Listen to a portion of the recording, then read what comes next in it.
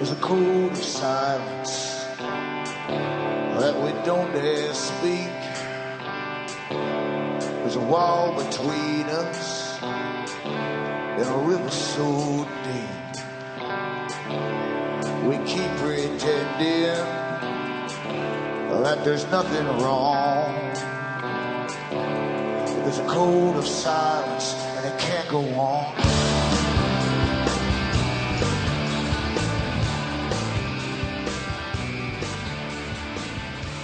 Hi folks, I'm Alan Watt and this is Cutting Through the Matrix on August the 13th, 2013. For newcomers, please help yourself to the website cuttingthroughthematrix.com.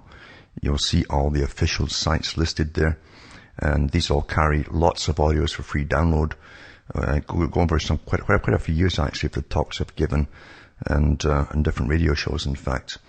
And if you want to also get print-ups, you'll find they're all in English and all those sites too. You can get print-ups, and you can also get print-ups in other languages if you go into alanwattsentience.sentinel.eu and help yourself to the ones offered there. And what I do is tie up the system for you to explain the system, to expose the system that's all pervasive. It's indoctrinated into you to be normal, but simply because it exists, it's normal. No different than the Soviet youngsters growing up in the Soviet Union that thought that their system was normal simply because it existed. We're all the same in all ages and all eras. And of course it's indoctrinated into you by your parents and then by school, even from cartoons. You realize that all the novelists for cartoons and those who make cartoons and the books and so on that children have read to them have inserts of political correctness in them, whereas the in vogue trends today are all put into those particular books or cartoons for them to be indoctrinated with. And then they go into kindergarten, and then school takes over too. So we're living in a very well-planned society indeed, and it's a society where the mind is controlled. It's most important to control the mind. It's far cheaper and easier than having everyone manacled and having overseers for every little village or town or city. So control the mind, and it's quite easy to control the people for pretty well ever actually.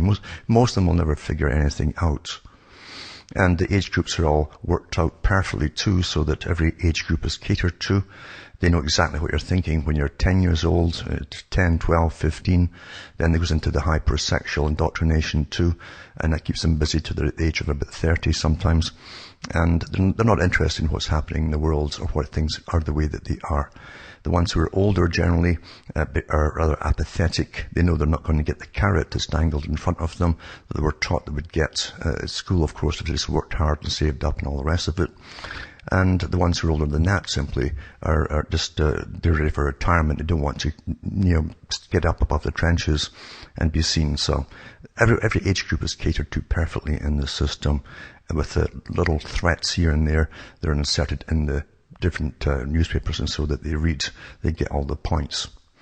So I explain all this, as I say, at cuttingthroughthematrix.com. And remember too, I also have books and discs there that keeps the show going, because without them, I'd have to bring on advertisers as guests and be backed heavily and promote all their products, and then make a lot of money, of course, doing it. But I'm doing it in a different way. This gives me more leeway to be real, in other words. So if you want the books and discs that explain chronology and a different arch down through the ages of controlling people, vast amounts of people, you should buy them and understand it. And also get the discs as well, where I go over so much of it over the years. And from the US to Canada, don't forget you can still use personal checks or international postal money orders from your post office to Canada. You can send cash or use PayPal across the world. Western Union, MoneyGram and PayPal. Straight donations are seriously welcome as they go through the planned inflation, which means devaluation of our currencies across the world, in fact. Because everything is global, and the bankers are truly in control today, as they were meant to be. Because you're living in their system. The system that was set up a long time ago and really institutionalized in a more scientific formula when the big institutions set themselves up 100 years ago with the express purpose of bringing in the top richest families of the world, creating foundations which would cater to governments. They'd advise all governments and all policies. We don't elect these private organizations or foundations. And of course, these foundations, especially the one that had its mandate published, which was the Royal Institute for International Affairs, also called the Council on Foreign Relations, they had their whole agenda for 100 years and more exposed by an insider who was their chief archivist, because they have their own version of history. They fill in the blank bits, why things happen, who funds wars, who benefits from wars, what was their ultimate goals.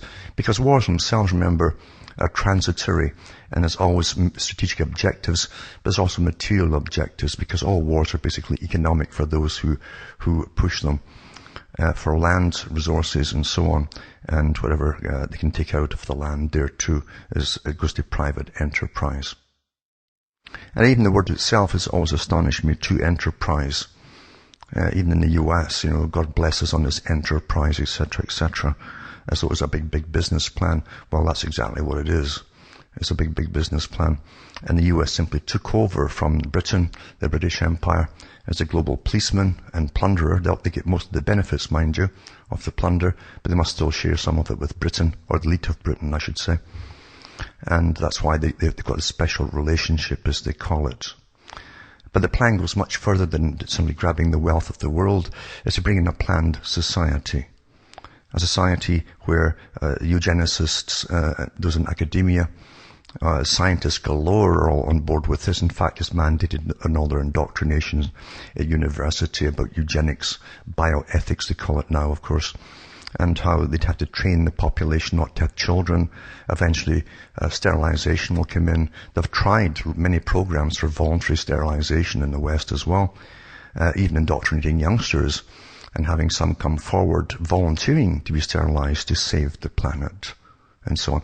You understand, there's nothing that cannot be done to people with the right format, indoctrination, and formula. There's nothing that cannot be done.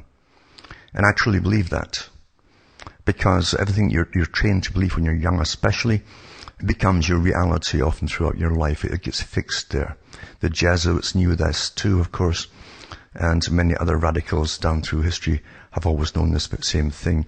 Grab them when they're young, indoctrinate them, because all the youth basically are rebels, potential rebels, because they don't know who they are yet. They're still establishing their identities. They're insecure. They want to see, they see things in black and white. There's no grey areas in them at all.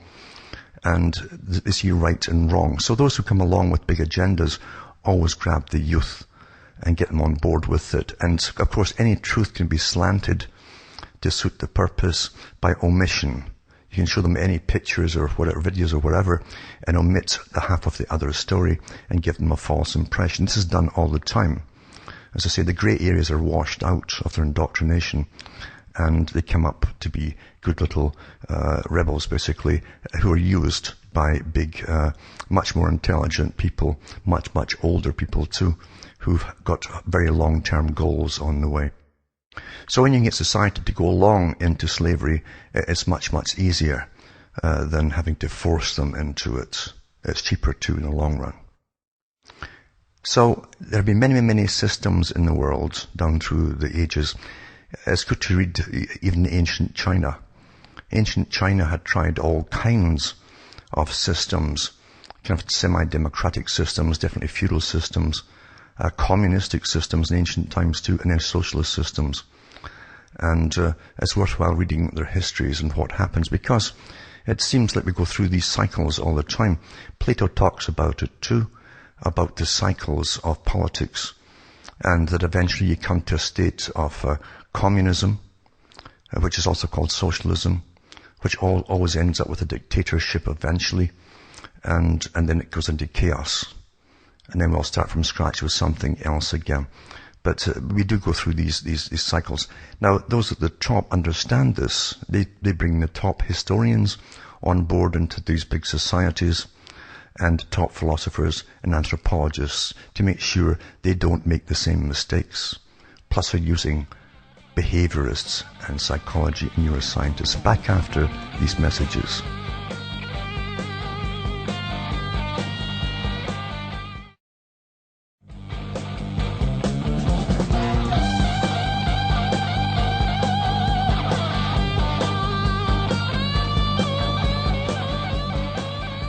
Hi folks, we're back cutting through the matrix. So I was mentioning there that the modern rulers of the world, and there are rulers of this world, whom you don't elect, by the way, most of them you've never heard of, and they belong to big private institutions and foundations, the parallel government they call themselves. Margaret Thatcher referred to this when she retired from politics, and she said she now belonged to the parallel government, and she explained it. She says, we all know each other, ex-prime ministers, presidents across the world, we have relationships, etc., and we can work behind the scenes, get things done without being responsible to the public. So they're unelected and that they get the things really, really done. And it's true, some of them have never been in politics, but other ones have been in politics or high bureaucratic positions. That's even sometimes more important. But you find that Brzezinski and others have talked about the technocrats, and that's what they mean by technocrats, ones who go across the world with agendas, well funded by the big foundations, and sometimes getting government money too, and they get all the deals made and so on without any public interference. In other words, the public don't know what's going on, so they can't protest things and stop them. It's very simple. And that's how the world is really run. So reality is presented to the public is a farce, really.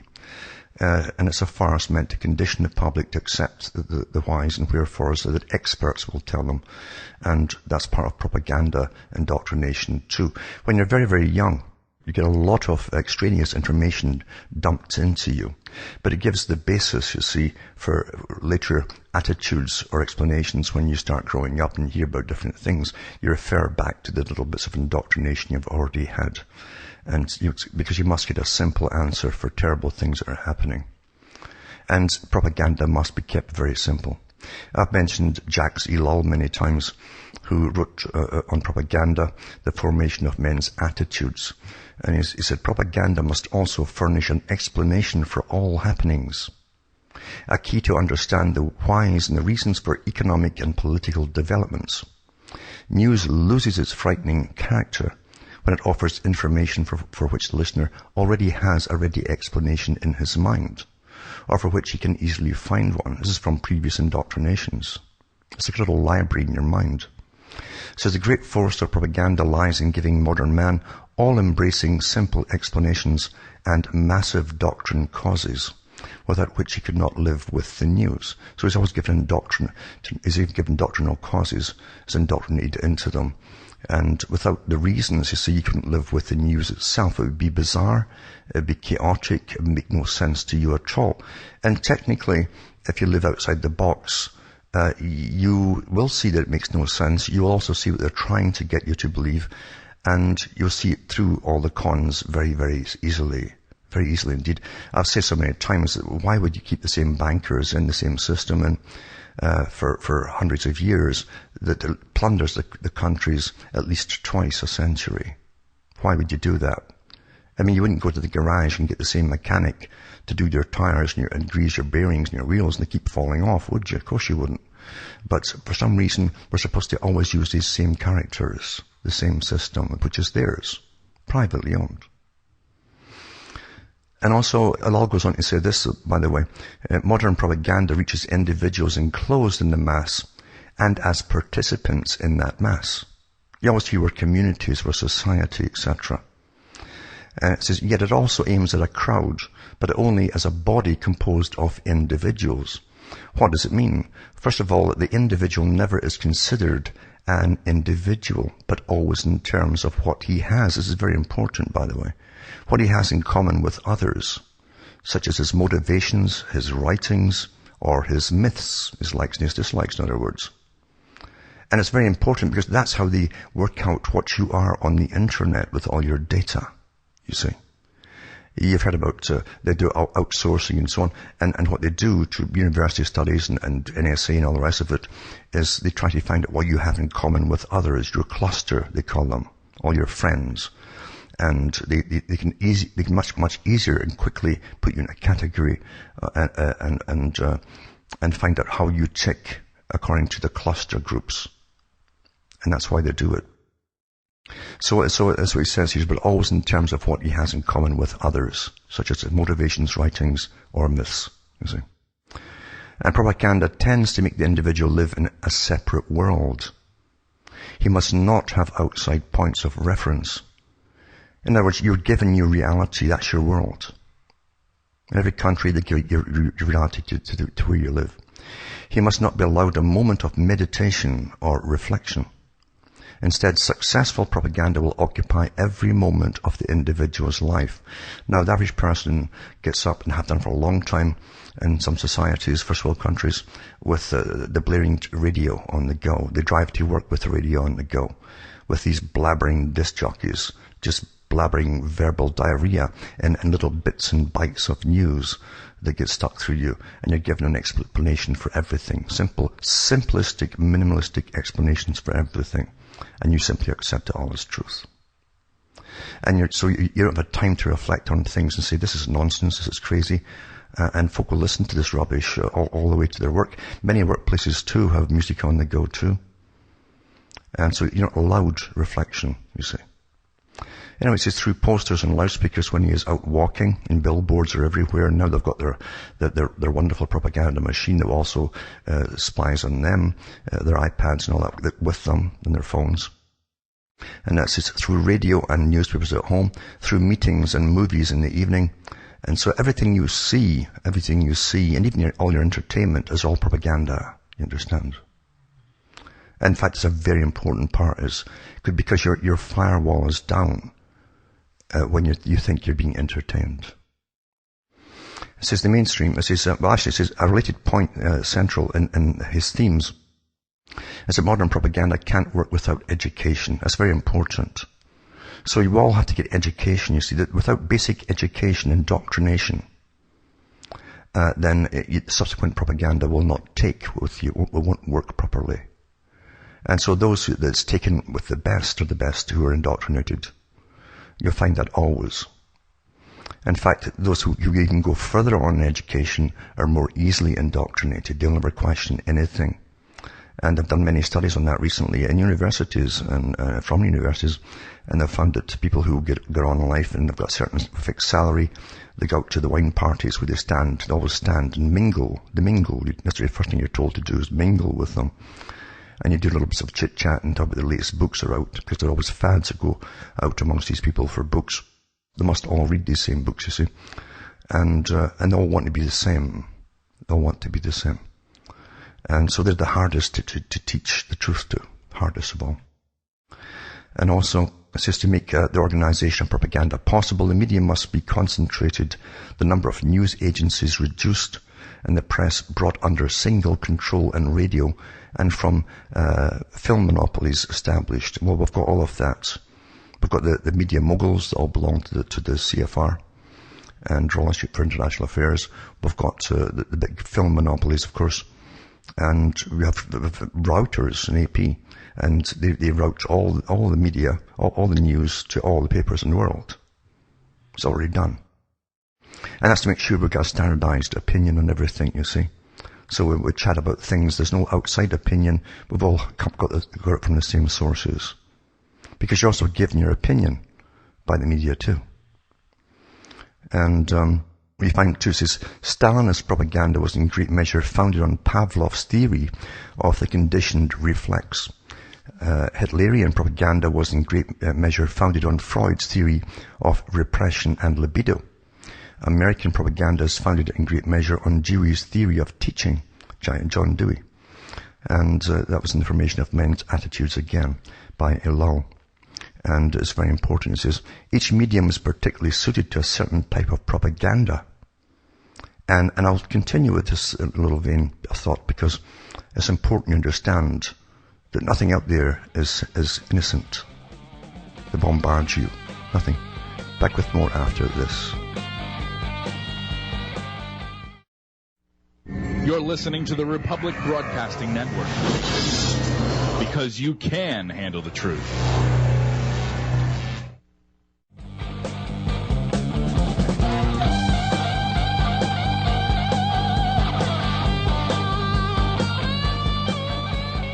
Hi folks, we're back cutting through the matrix and talking about propaganda and how it works. Very minimal really what I'm giving out tonight, but the fact is, without a basic understanding of how it all works, you're being conned all the time. And there's many ways to get propaganda out and across to the general public. The simplest way, of course, is children who have no defenses against it at all. When you're born into a world, you can't understand why folk would be trying to lie to you, especially adults. You're trained that they're always telling you the truth. And why should they lie to you? It seems sort of crazy. Why would people lie to you? And so they're completely innocent of how this nasty reality works. And as you get older too, you think you're educated. And once you think you're educated, you really will be hard to get through to, because you think you know it all. And it's even worse today with the youngsters and everyone else got their iPhones and so on. They really think they're up to date on all the news as it happens. It's even worse. And they can't think outside the box. That's why they give it to them too. But this goes on to do with Jack C. Lowell and propaganda, and he talks about each medium, each type of propaganda or medium for transmitting it is particularly suited to a certain type of propaganda.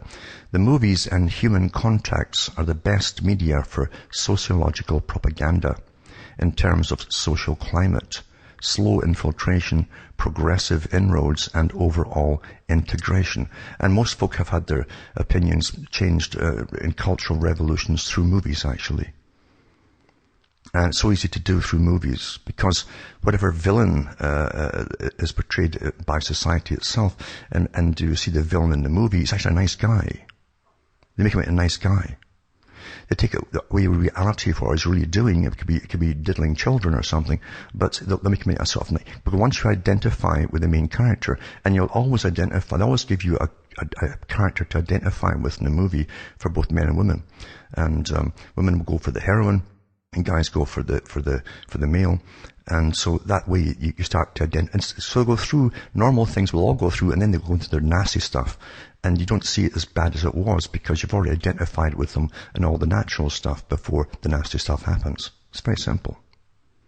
And then you'll feel guilty about feeling the way you did before, because they'll have long talks by lawyers or something, who could come up with repertoires of how nasty society is on a certain topic, and your whole opinion is changed.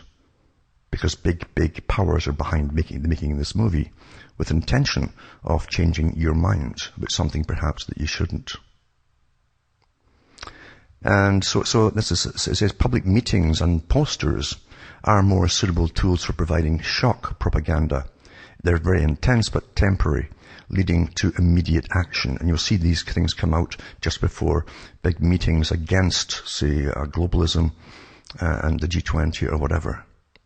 The press tends more to shape general views, and it says radio is likely to be an instrument of international action and psychological warfare, whereas the press is used domestically. Direct propaganda aimed at modifying opinions and attitudes must be preceded by propaganda that is sociological in character. And believe you me, from the movies to the media, they use psychologists, by the way, in all of the script writing, and behaviorists, etc. And now they've got neuroscientists in on the act as well. And it says sociological propaganda can be compared to ploughing. In other words, you must prepare the fields and you plough.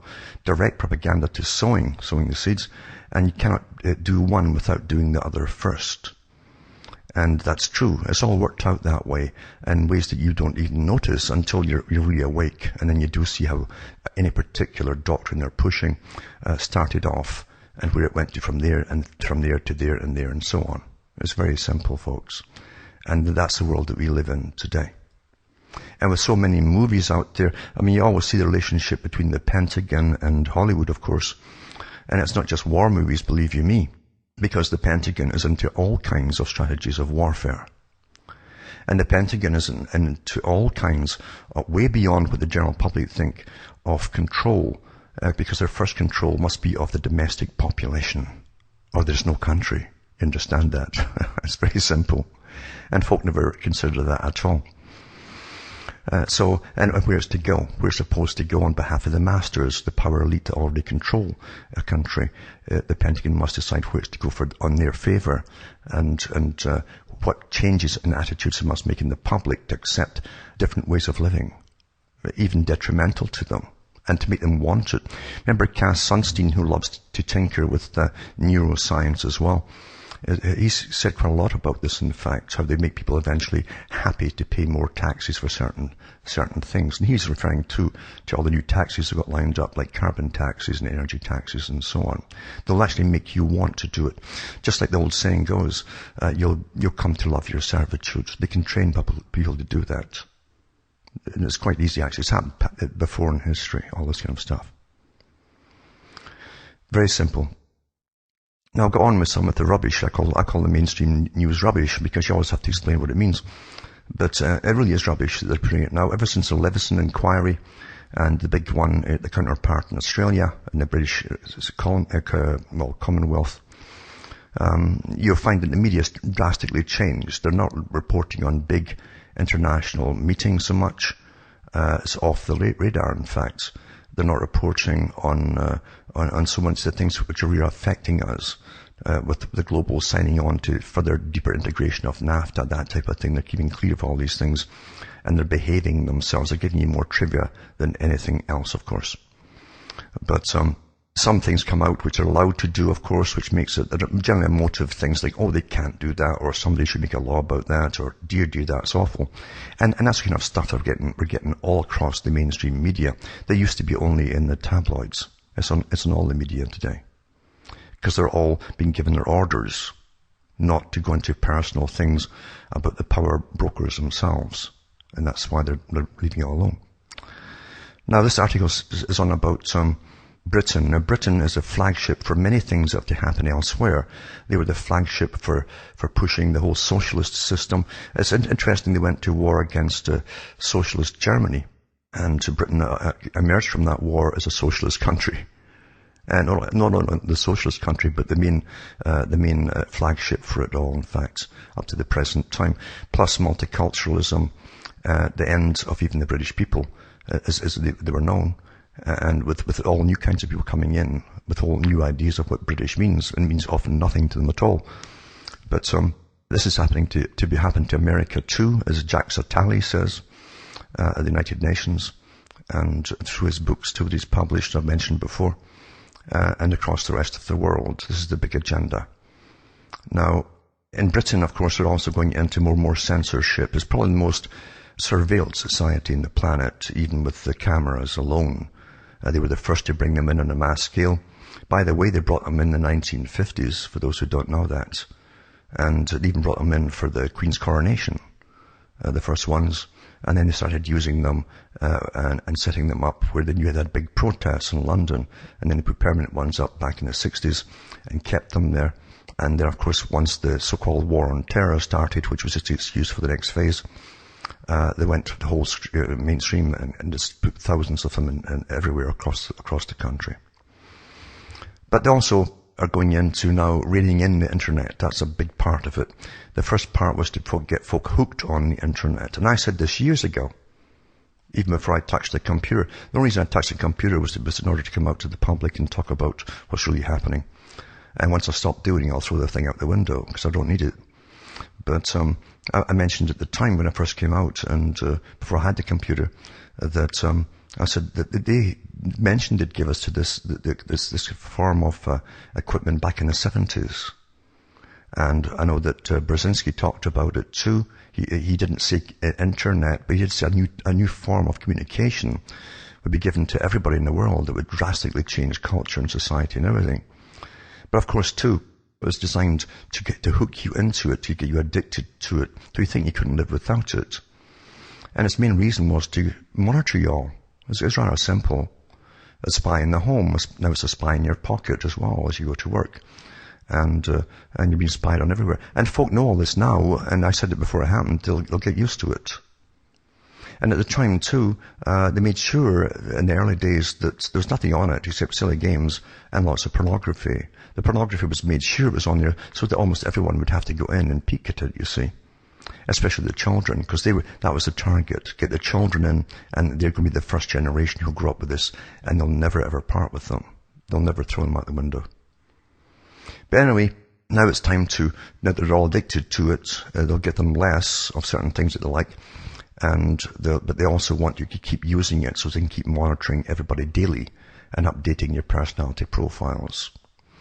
Now, Now they're into censorship to an extent. It says, a man using the British Library's Wi-Fi network was denied access to an online version of Shakespeare's Hamlet because the text contained violent content. See, now it's going into censorship because Cameron's got the firewalls in. We'll talk about that when we come back from this break.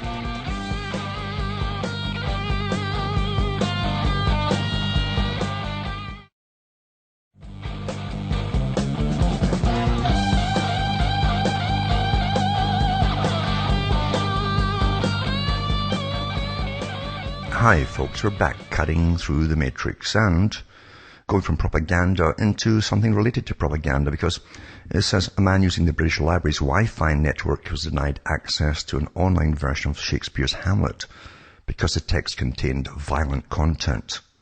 Now in Britain, if you want violent content, just watch the BBC, because it's a cutting edge of all violence and derogatory stuff you could ever possibly imagine, has been for years.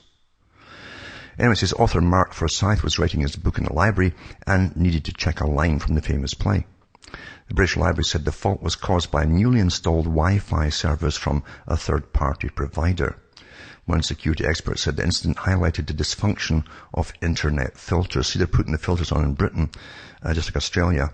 And because Britain, Cameron they've all been told across the country, because all belong to the same club, these leaders, that they've now to rein in the internet, you see, and not let you go into certain sites and so on, and then alternate sites. And eventually sites like this will get banned, the one I put up myself at the end of the night.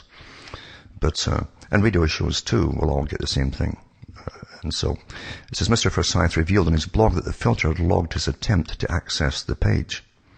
And a spokesperson for the British Library said Hamlet had since been made accessible, so they've re-released Hamlet, you know. That upgraded service has a web filter to ensure that inappropriate content cannot be viewed on site, he added. One of the functions of deposit libraries is to keep everything, including what they call smut. That's the end of quote by Professor Ross Anderson. He says, we've received feedback from a number of users about sites which were blocked but shouldn't have been. We're in the process of tweaking the service to unblock these sites. Filters are pointless. Internet filters have recently come under increased scrutiny after the government announced that pornography will be automatically blocked by UK internet providers unless customers choose otherwise. If they block pornography, the BBC would be out of business because it's all run by pervs. Always has been. It says digital rights activists raised concerns about the move, fearing the lists of banned sites could be expanded to include pages that should be publicly available. Now, they'll always use an excuse, you see, to start banning things. In Australia, I think it was last year, they tried it with filters, and the first thing they couldn't get was a Christian site that was on a pro-life stance. So it's used for political purposes, folks, you see. They don't care about, look at the smut they've been putting through since the 1960s, escalating and escalating and escalating until they've got the society that they wanted, because monkey see, monkey do. You understand? That's why you get all this stuff. They want a dysfunctional society, end of families, no one gets married, etc. It's worked awfully well. It's been awfully effective. And this is Professor Ross Anderson, a security expert at Cambridge University, told the BBC that internet filters were pointless and it was completely inappropriate to have one in the British Library. He added everything that's legal should be available over the library's Wi-Fi network. The only things you should block are the few dozen books against which there are court judgments in the UK. One of the functions of deposit libraries is to keep everything, including the smut. The British Library defended its position, saying it wanted to protect children visiting the building from content such as pornography and gambling websites. Well, how they call Hamlet, they classified amongst that, you know, I mean, for goodness sakes. As I say, look what they're churning out from the BBC today. Now also, to tie in with propaganda, and folk heard this back in July, it's not years ago, July, you know, July the 14th, and it said the US repeals propaganda ban and spreads government-made news now to America. Now, they've always spread government-made news to Americans. They can do it under the guise of, well, the corporations are privately owned, all the biggies. Really? This is for decades, the so-called anti-propaganda law prevented the US government's mammoth broadcasting arm from delivering programming to American audiences. But on July 2nd, that came silent to an end with the implementation of a new reform passed in January. The results, an unleashing of thousands of hours per week of government-funded radio and TV programs for domestic U.S. consumption, and a reform initially criticized as a green light for U.S. domestic propaganda efforts. So what just happened? Until this month, a vast ocean of U.S. programming produced by the Broadcasting Board of Governors, such as Voice of America, Radio Free Europe, Radio Liberty, and the Middle East broadcasting networks could only be viewed or listened to at broadcast quality in foreign countries. The programming varies in tone and quality, but its breadth, its vast, is viewed in more than 100 countries and 61 languages. The topics covered included human rights abuses in Iran, self-immolation in Tibet, human trafficking across Asia, and on-the-ground reporting in Egypt and Iraq. And it's all propaganda. It's pure propaganda, in fact. The restrictions of these broadcasts was due to the Smith-Mundt Act, a long-standing piece of legislation that had been amended numerous times over the years, perhaps most consequentially by Arkansas Senator Jai William Fulbright. In the 1970s, Fulbright had no friend of Voice of America and Radio Free Europe and moved to restrict them from domestic distribution, saying they should be given the opportunity to take their rightful place in the graveyard of Cold War relics. Fulbright's amendment to Smith-Mundt was bolstered in 1985 by Nebraska Senator Edward Zorinsky, who argued that such propaganda should be kept out of America as to distinguish the U.S. from the Soviet Union, where domestic propaganda is a principal government activity. But the bottom line is, but now they can do it, you see. I mean, openly. They've always been doing it openly, really. Because all news is propaganda. And any institution that gets licensed by the government is a propaganda arm of government, folks. Hope you understand that. I really hope you understand that. There's a good reason for it. But they don't really have to apply their pressure to the mainstream media because they're all on board with the big agenda too, because they're all owned by just a handful of people, all belonging to the Council on Foreign Relations. So they're in for the global agenda, the new society, the reduction of population down the road. They're all for austerity for the general population, but not for themselves, of course, and so on and so on and so on. I can remember watching an old propaganda. Actually, it was a film about propaganda from World War II, and they had an actor, a U.S. actor, well known. I can't remember if it was Gary Cooper or one of those guys, or Cary Grant, dressed up as American officers in amongst real U.S. troops, young guys, about 18 years old and so on, who were getting shipped off to Britain and then off to fight Germany. And it was so funny to sit and watch this actor who was idolized by these youngsters. They'd see him in God knows so many fictitious war movies. And that was more real to them than anything. But he was dressed like an officer, telling them why they were going to go off and fight and all the reasons that they were going off to fight. So he was an actor being paid to dress up as an officer because he was idolized by the youngsters who were still children and who were going off to fight a real war. And that was only one instance, of course. There's many, many, many more. It's quite fantastic. In fact, there's books out about the propaganda machine, Hollywood and war. It's well worth reading.